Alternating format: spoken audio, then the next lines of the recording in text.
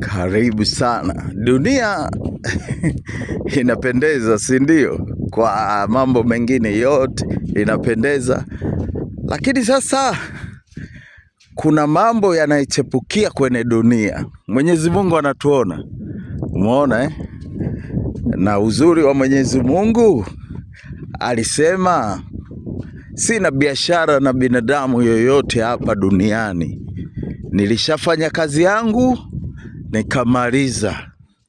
Mwenyezi Mungu anasema alishafanya kazi yake akamaliza.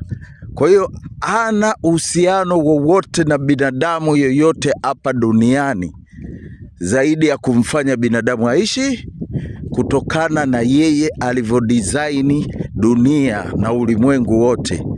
Na ndio maana ukikopi jinsi Mwenyezi Mungu anavyotaka au ukiendana na jinsi Mwenyezi Mungu anavyotaka, basi maisha yako yanakuwa mazuri.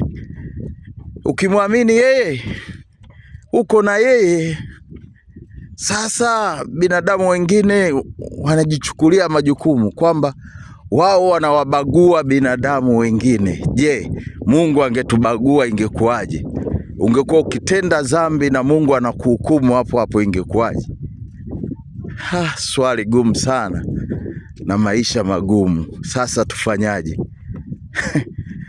Fanya kama Mwenyezi Mungu alivyofanya. Hana time na binadamu yoyote. Yeye anasema amekupa muda wako wa kuishi hapa duniani, endelea kuishi, fanya unavyotaka, chukua bullet, chukua nini, huwa. Lakini yeye hata kugusa, hata kuachia nafasi yako jinsi ulivyokuwa.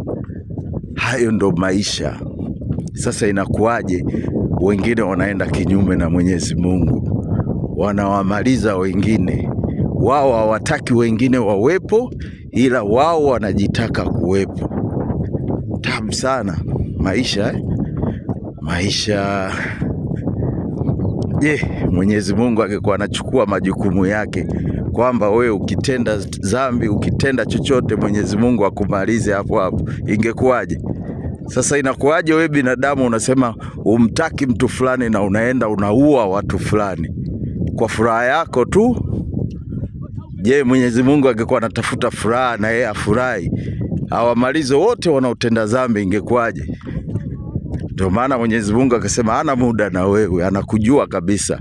Alishatengeneza simulation yako, anaijua habiti yake, anaijua matendo yake. Ndio maana akajitenga na wewe, akakuachia utende yale yote unayotaka kuyatenda kwa muda uliokuwepo hapa duniani. Muda wako utapoisha, bye, kwa heri, utazeeka. Do you think you are powerful kwa muda huu? Nguvu zako hizi ni za muda sana. Zeni watu watakumbuka matendo yako, matendo uliyotenda. Dunia ni ngumu sana, na dunia ndio ilivyo, na inabidi twende tu na dunia kwa sababu dunia ndio hivyo na ilivyo. Maisha yote unayoona, safari zote unazoziona, mziki wote unauona hapa duniani na matendo yake ndio uasilia wa binadamu. No comment. Thank you.